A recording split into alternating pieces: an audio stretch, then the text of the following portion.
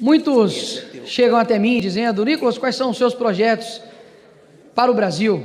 Aqui no Congresso, em apenas 2 anos, já apresentamos 30, mas eu vou te dar a resposta para essa pergunta. Sempre quando perguntarem, pode responder. O projeto do Nicolas para o Brasil é que, através da política, a gente consiga transformar o caráter da política, porque não há projeto de lei capaz de mudar o caráter de uma nação. Não há projeto de lei capaz de mudar que um homem corrupto se torne um homem correto. Não há projeto de lei capaz para transformar um juiz tirânico em um juiz imparcial. Não há projeto de lei capaz de fazer com que pessoas sejam morais, sendo que elas são a vida inteira mau caráter. Por que eu digo isso?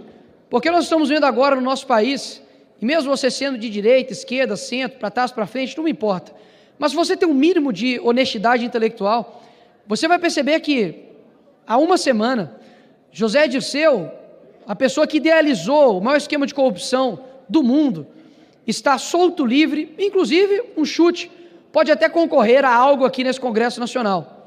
Rachadores confessos estão aqui impunes, líderes de facção criminosa estão meramente soltos e livres pelo STF.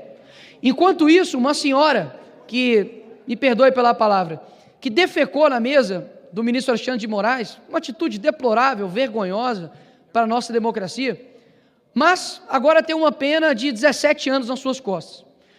Atitudes idiotas e burras, pelo que eu saiba, não são crimes. Até mesmo deveriam sim cumprir pelo depredação de patrimônio público, dano ao erário, mas burrice não é crime. Até mesmo se fosse, algumas pessoas aqui no Brasil iriam pegar a prisão perpétua.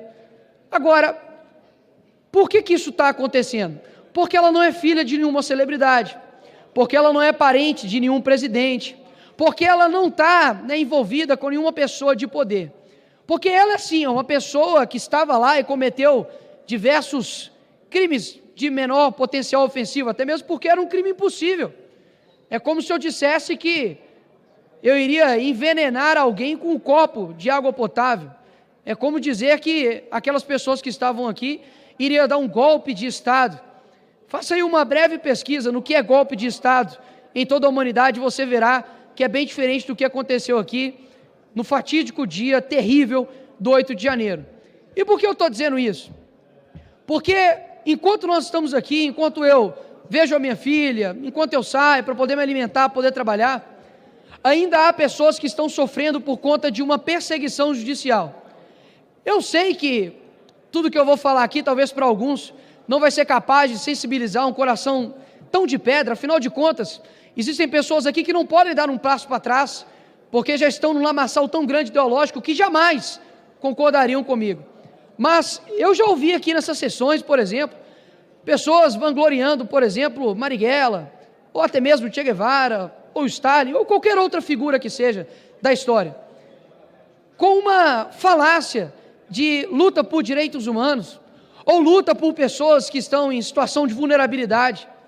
Existem pessoas hoje, repito, existem pessoas hoje que estão na cadeia injustamente, com penas desproporcionais, que nem mesmo corruptos nessa nação pegaram, e que nenhum deles usam tornozeleira eletrônica, estão sendo privados de ter contato com suas famílias, de seus filhos, porque eles estavam usando verde e amarelo. Eu sei que a esquerda de fato tem como Bolsonaro um símbolo de ódio, um símbolo que eles detestam, e que vão fazer de tudo para poder massacrá-lo, assim como o ministro Alexandre de Moraes faz, através dessas pessoas que estão basicamente sendo ali um revanchismo jurídico. Mas o que eu estou querendo dizer aqui não é para poder falar, nossa, por favor, sensibilizem seu coração, porque eu sei que essa galera não tem sensibilidade alguma. Afinal, se tivesse, jamais, por exemplo, ostentariam a foice e o martelo que matou milhões de cristãos, inclusive. O que eu estou querendo dizer aqui é voltado para a direita. É para voltar para nós que fomos eleitos aqui nessa casa, para que a gente, honre os votos que nós tivemos. Quando você pega, por exemplo, a presidência, aqui a eleição da presidência dessa casa, que já coloco como uma imoralidade gigantesca, colocar em jogo vida das pessoas, anistia do dia 8, mas enfim, é uma modalidade gigantesca já fazer isso. Agora, não tenho nada contra os candidatos, inclusive já conversei, vários respeitosos. O que eu quero dizer é que as pessoas na rua direita, elas não chegam até nós e falam assim: vai lá, conquiste uma vaga no tal lugar, vai lá, conquiste uma cadeira no lugar tal. Não, o que eu escuto é: estou orando por você, não desista. Nós estamos perdendo uma essência que vai fazer com que as pessoas também percam a sua essência, porque nós somos um reflexo do que as pessoas sentem. Alguns querem argumentar: mas Bolsonaro estava aqui sozinho, e por isso ele era truculento, mas ele, da forma truculenta e sozinho, chegou à presidência da República. Hoje, nós basicamente estamos vivendo pela caridade dos nossos inimigos. Não é essa algo que eu acredito, e eu falo isso aqui porque eu acredito que você também, deputado de direita, também não acredita nisso.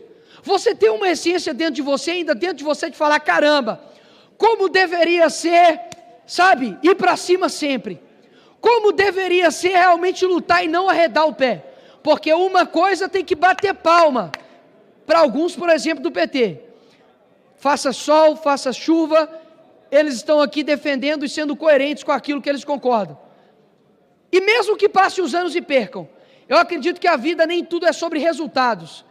Eu acredito que a sua disposição em mostrar por aquilo que você está defendendo diz muito sobre você.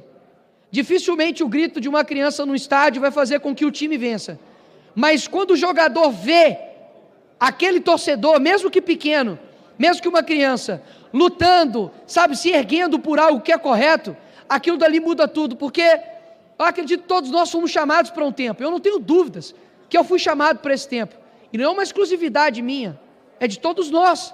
Afinal de contas, a gente poderia ter nascido em qualquer época dessa humanidade, mas nós somos chamados para esse tempo, e o que eu não quero é me arrepender de ter ouvido a minha essência dentro de mim, dos votos da minha família, dos meus amigos, das pessoas que me param na rua, porque simplesmente alguém me disse que é preciso fazer uma coalizão.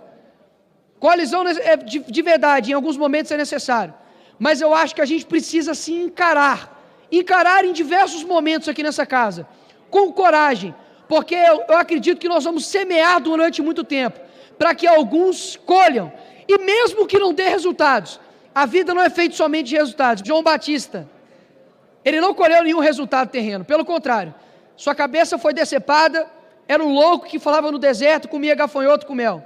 Só que hoje eu estou falando, depois de 2000 anos aqui dele, não estou falando de nenhum outro, que na época falou: pega leve, tem que ser mais equilibrado, tem que dialogar. Eu estou fazendo aqui praticamente quase que um clamor, que a direita volte à sua essência combativa, porque as pessoas estão desanimadas, cansadas e querem uma resposta. Eu não sei até quanto tempo eu vou ficar aqui nessa terra, mas pode ter certeza que jamais poderão me acusar de que ele não cumpriu e não perseguiu aquilo que ele acreditava até a morte. Se vive espaço em parabelo, se quer espaço, prepare-se para a guerra. Essa é a minha ideia para esse Brasil. Obrigado, presidente. Olá, população de Itanhaém. Vocês já ouviram falar da página de transparência de Itanhaém? Não? Pois então, se eu fosse você, eu já procurava acompanhar. Sabe por quê? Porque lá eles costumam mostrar toda a verdade do que se passa nos gastos da Câmara de Vereadores e de toda a gestão da cidade. Por mais que pareça uma piada, não é uma piada, é bem real. Então vai lá e acompanha tudo.